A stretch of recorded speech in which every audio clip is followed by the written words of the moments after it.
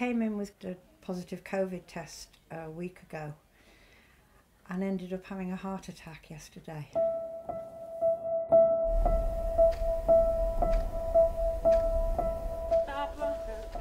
Can't drive. I can't. Do you want to follow in? Thank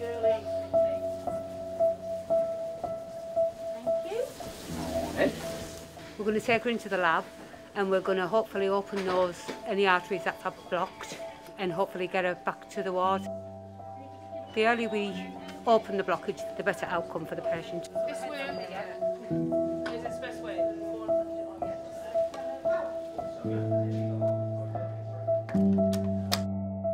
Heather is in remission from cancer, so can't take part in this operation because the patient has COVID. We do wear PPE for any patient, it's just enhanced when we have a definite COVID patient. Luke has kindly come in because I'm immunosuppressed and not allowed to deal with COVID positive patients at all due to cancer. With the treatment and everything, just makes you immunosuppressed.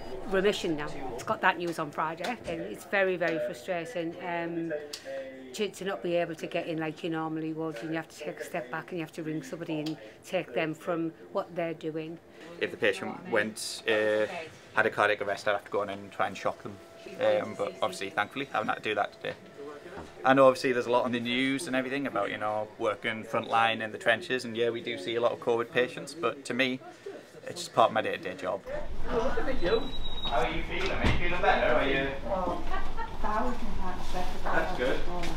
Elsewhere in the hospital, another operation is underway.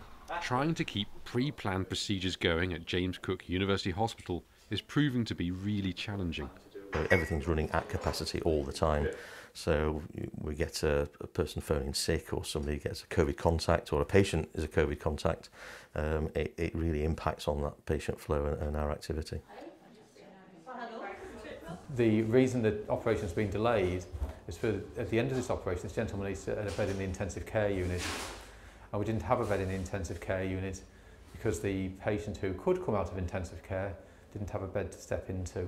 But we're now having to factor in when they were last exposed to somebody with COVID, when they last had COVID, what vaccinations they've had, and so on. So it makes life a bit more difficult. It gradually works away at people, and we are finding that there are a number of staff now that it's really taken a toll.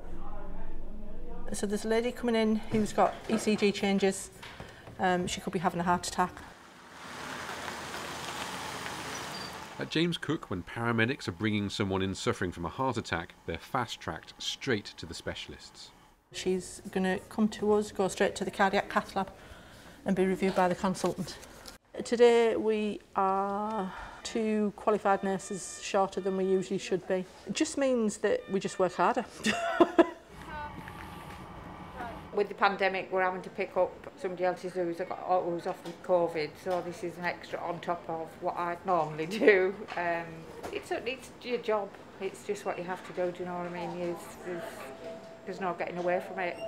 Heart attacks don't stop just because people have got COVID, so we've just got to cover the service as it is.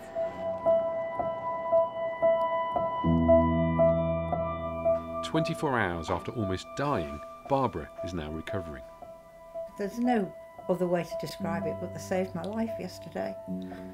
They're amazing, absolutely amazing.